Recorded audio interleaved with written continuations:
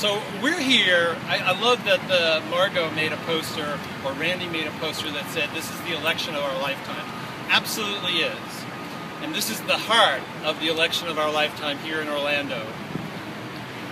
When I say that, in times of economic crisis, we've seen people say you can't support women, and you can't support LGBT people, and you can't support the people who are struggling, and we can't pull everyone together because we got to focus on those that are already successful. That's an old, tired message, and Orlando is an example where we've discarded that message and we've said, no, Orlando is a community where we help each other, we pull each other up, and that's who the candidates that I'm standing with represent. Linda Stewart, who we're going to put into Tallahassee, who's going to be a voice for everybody in the community. Linda Stewart is not going to be going back 20 years like her opponent to old, failed messages of hatred and division. She's going to be the messages of the 21st century, which is inclusion, which is working to get good jobs for everybody, not for a small portion of people, supporting women, supporting racial and ethnic minorities, supporting immigrants, supporting everyone that makes Orlando great. Rick Singh, we're going to put him into local office as property appraiser. Why? As a local elected official, it's important that the foundation of Orlando gets built. That's even broader than it currently is. Well, let me tell you, Orlando sends a message out to the world. Now, there are people who will say that during economic crisis, they look to sometimes the Republican Party or they look to conservatives. If you don't have your rights, if you don't have inclusion, and you don't have the celebration of diversity, I don't care what your economics look like at the top. There's nobody that's going to be flourishing. There's nobody that's going to be enjoying prosperity. We have to make sure that we're putting people into office, like the folks that you see behind me who are running for office and the folks that are supporting people. Now, at the very top of the ticket, I have to tell you that I'm not going to tell you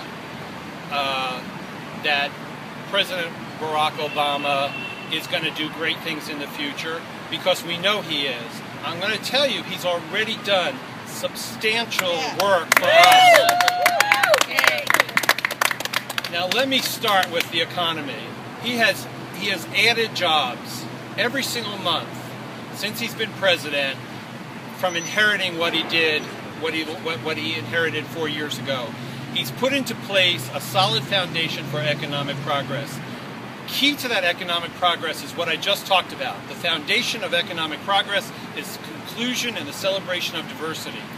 And what the president has done, he's gone far out on a limb to say, as the world's most influential leader, that the LGBT community, that women, that ethnic and racial minorities have equal rights and equal standing, and they contribute to not only the economic future of the United States, but the economic future of the world. That inclusion we've never seen before. We have never seen a president who ended a discriminatory policy like Don't Ask, Don't Tell. We have, and took that on, who passed a hate crimes bill that should have been a no-brainer 20 years ago, but got that passed. Who actually said to his Justice Department, the Discriminatory Defense of Marriage Act will not be defended in the federal courts. That's huge, and it's something that legally the president could do. The other choice we have in this election will not do that. I can tell you that that Justice Department will immediately move into gear in backing up the Discriminatory Defense of Marriage Act. President Obama has sent a message to the world that the U.S. includes everyone. He constantly talks about his two daughters. Why? Because women are important. He constantly talks about the gay and lesbian couples he knows. Why? Because he knows that those gays and lesbian couples add and contribute to this country, and that they should never hide who they are. My uncle gave his life in the belief that we would have leaders like President Barack Obama, like Linda Stewart, like Rick Singh. Now, you have behind me amazing leaders from the community. You've got people like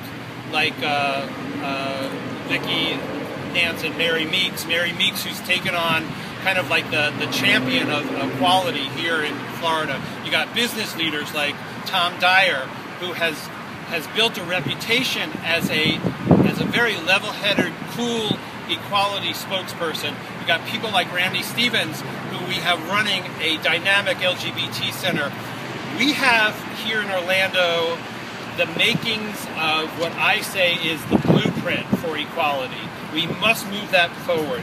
We must realize that this election is that important. So if you're hearing this message and you're thinking someone else is going to vote, let me remind you, 500 votes, just about 500 votes separated President Bush from a President Al Gore. We can't let that happen again. That was less than a vote per precinct or for voting district in Florida. Can't let that happen again. Orlando is the heart of equality. Orlando is heart of inclusion. We must send Linda Stewart to Tallahassee. We must make sure that Rick is in the property appraiser's office as a leader. Now, let me